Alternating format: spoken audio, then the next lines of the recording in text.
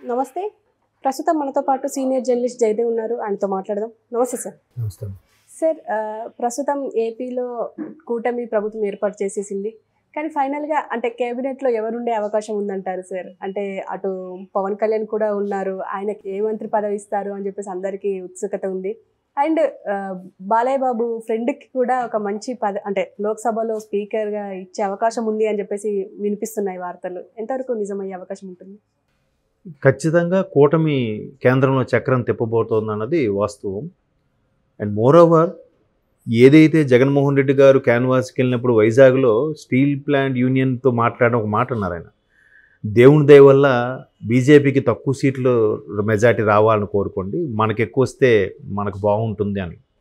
So ఆయన ప్రార్థనలు విన్నాడు. బట్ భగవంతుడికి ఏది కరెక్టో అదే చేస్తాడు కదా. సో అది చేసినట్టున్నాడు. సో కూటమికి ఆల్మోస్ట్ ఆల్ 21 వచ్చాయి ఏపీలో. అక్కడ సెంట్రల్లో ఎన్డీఏ కూటమికి 293 సీట్లతో రేపు ప్రభుత్వాన్ని ఫామ్ చేయబోతుంది. అయితే ఇందులో 240 మాత్రమే బీజేపీకి వచ్చాయి. మ్యాజిక్ ఫిగర్ రావాలంటే 543లో సగం, అంటే ఆల్మోస్ట్ ఆల్ 250, ఇవి ఒక 22 అనుకుంటే 72 ఎంతో రావాలి. 272 ఎంతో రావాలి మ్యాజిక్ ఫిగర్కి. సో 293 అంటే ఈ కూటమిలన్నీ కలుపుకొని, ప్రాంతీయ పార్టీలను కలుపుకొని ప్రభుత్వం ఫామ్ చేస్తుంది. ఈ 240 తర్వాత అత్యధిక ఎంపీ స్థానాలు గెలుచుకున్న పార్టీ టీడీపీఏ. 16 స్థానాలతో సెకండ్ ప్లేస్లో ఉంది. సో సెకండ్ ప్లేస్లో ఉండి ఎన్డీఏ భాగస్వామ్యం అవ్వడం, దీంతోనే అక్కడ ప్రభుత్వం ఫామ్ అవ్వడం అనేది, బాబు గారు నిజంగా చక్రం తిప్పే వ్యక్తే. ఆ చక్రం తిప్పే వ్యక్తికి మరొకసారి చేతిలోకే చక్రం వచ్చి పడింది. ఆ రెండు కలిపితే, జనసేన 2 కలిపితే 18 అయ్యాయి. అంటే ఏపీ నుంచే 18 ప్రాతినిధ్యంతో సపోర్టు. కోర్స్ వాళ్ళు ఒక 3 ఉన్నాయనుకోండి బీజేపీ వాళ్ళు. ఆ 3 రావడానికి కూడా కారణం వీళ్ళిద్దరేగా. లేదా బీజేపీకి అంత ఎక్కడ పర్సంటేజ్ ఉంది చెప్పండి? పురంధరేశ్వరి గారు గెలవడానికి కానీ, మరొకరు గెలవడానికి కానీ. సో అటువంటి ఉన్నప్పుడు నిన్న ఆ సమావేశం అయినప్పుడు కూడా ఎన్డీఏ కూటమిలో మీరు పొద్దున్న ఆల్రెడీ ప్రెస్ నోట్ కూడా రిలీజ్ చేశారు. భాగస్వాములు ఎవరెవరు ఉండబోతున్నారు, ఈ కీలక వ్యక్తులు. మొదట నరేంద్ర మోదీ ప్రధాని అభ్యర్థిగా ఎన్నుకున్నారు, తర్వాత అమిత్ షా గారు, తర్వాత రాజ్నాథ్ సింగ్ గారు, 4వ పేరు శ్రీ నారా చంద్రబాబు నాయుడు గారు. అలాగే వెళ్తారు. నెక్స్ట్ నితీష్ గారి పేరు, తర్వాత జేడీయూ నితీష్ గారు. ఆ తర్వాత అలాగ చూస్తే 10వ పేరు శ్రీ కె పవన్ కళ్యాణ్ గారు. ఆయన కూడా ఎన్డీఏలో ప్రాతినిధ్యం ఉంది. అయితే ఇప్పుడు ఇన్ని స్థానాలతో ఏంటి, ఖచ్చితంగా ఎటువంటివి కోరుకోబోతున్నారంటే, ఫస్ట్ స్పెషల్ స్టేటస్ కోసం ఖచ్చితంగా కోరుకునే ఛాన్సెస్ ఉన్నాయి. ఎందుకంటే 2018లో బయటకు వచ్చేసి బదనామయ్యి ఇబ్బంది పడి బయటకు వచ్చేది కూడా ఆ స్పెషల్ స్టేటస్ కోసమే. అప్పట్లో వైసీపీ వాళ్ళు బాగా రెచ్చగొట్టడం, ఈయన కూడా అరే 3.5 సంవత్సరాలు కలిసే ఉన్నాం, ఇంకా ఇప్పటికీ మనం ఏం తెచ్చుకోకపోతే నెక్స్ట్ ప్రజల ముందు ఇదైపోతాము, వైసీపీ కూడా బాగా దుయ్యబట్టేస్తుంది, మనం ఇబ్బంది అయిపోతామని చెప్పి ఆయన మాటగా వచ్చి బయటకు వచ్చేసి ఇష్యూ అయింది. అక్కడ చిన్న మాట పట్టింపు పెరిగింది. సో దాన్ని మళ్ళీ పవన్ కళ్యాణ్ గారు సీరియస్గా తీసుకుని ఎలాగైనా 2 కలపాలి, అల్టిమేట్గా ఏపీ ప్రజలు, ప్రభుత్వము, రాష్ట్రము బాగుపడాలంటే ఈ 2 మళ్ళీ కలవాలనే ఉద్దేశంతో ఆయన తాపత్రయపడ్డాడు. అలాగే కలిసినట్టుగానే బ్లాక్ బాస్టర్ అయిపోయింది cinema. Bumper majority 164 out of 175. So ఇక్కడ కూడా 25లో 21 కూటమికి వచ్చాయి. అయితే ఇప్పుడు ఇంత ప్రాతినిధ్యం వహించింది కాబట్టి అటు ఇండియా కూటమి కూడా దగ్గర 220, 240 వచ్చినట్టున్నాయిగా. మరి వాళ్ళకు కూడా ప్రాధాన్యత పెరిగిపోతుంది. వాళ్ళు కూడా వీళ్ళందరినీ కలుపుకుంటే వాళ్ళు ఫామ్ చేయొచ్చు కదా. అప్పుడు వీళ్ళకి ఇంకా ప్రాధాన్యత పెరిగిందని అర్థమైంది. ఇంకా బాబు గారు చక్రం తెప్పబోతారని అనుకున్నట్టుగానే జరిగింది. సో అలా జరిగినప్పుడు వీళ్ళ డిమాండ్స్ వీళ్ళకి ఉంటాయిగా.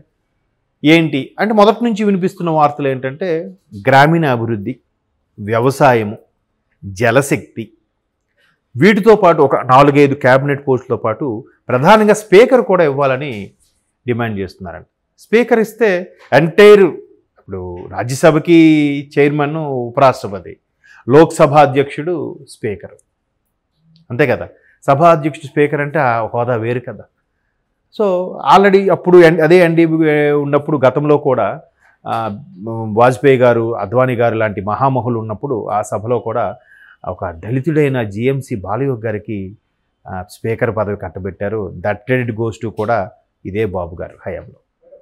మీకు ఐడియా ఉందో లేదో, అంటే నేను చిన్నప్పుడు బాగా.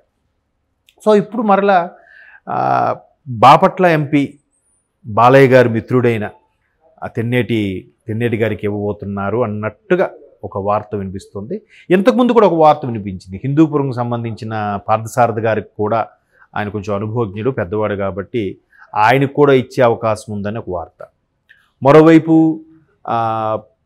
రామ్మోహన్ నాయుడు గారు, ఎర్రంనాయుడు గారు అబ్బాయి ఎర్రంనాయుడు గారిని పార్లమెంట్లో అందరూ నేతాజీ అని పిలిచేవారట. ఆయన అన్ని పార్టీలకు అతీతంగా అందరి నాయకులతో కూడా చాలా ఫ్రెండ్లీగా మెలిగేవారట కింజరాపు ఎర్రంనాయుడు గారు. ఆఫ్కోర్స్ దురదృష్టవశాత్తు లేరు. వాళ్ళ అబ్బాయి, వాళ్ళ తనయుడే రామ్మోహన్ నాయుడు గారు.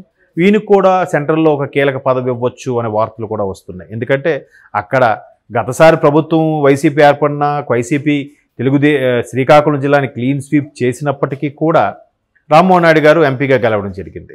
అక్కడ ఈవెన్ పార్లమెంట్లో కూడా చాలా సందర్భాల్లో ఎక్కువగా మాట్లాడిన వ్యక్తి, ప్రజల కోసం టీడీపీ కోసం మాట్లాడిన ఏకైక వ్యక్తి రామ్మోహన్ నాయుడు గారు. నెక్స్ట్ జయదేవ్ గారు మాట్లాడారు, గల్లా జయదేవ్ గారు.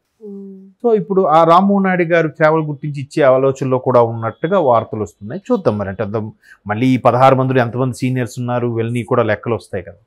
తర్వాత శ్రీభరత్ గారికి కూడా ఐటీలో కానీ సహాయ మంత్రిగా కానీ ఏదోటి ఇచ్చే అవకాశం ఉంది అన్నట్టు కూడా ఒక వార్త వినిపిస్తుంది. ఇలాగ మేబీ పురంధరేశ్వర గారికి కూడా ఈసారి బాగానే గెలిపించుకున్నారు కాబట్టి ఆవిడకి ఇవ్వచ్చు బీజేపీ తరఫున. అది ఇందులో ఒక లెక్కలోకి రాదు కాబట్టి.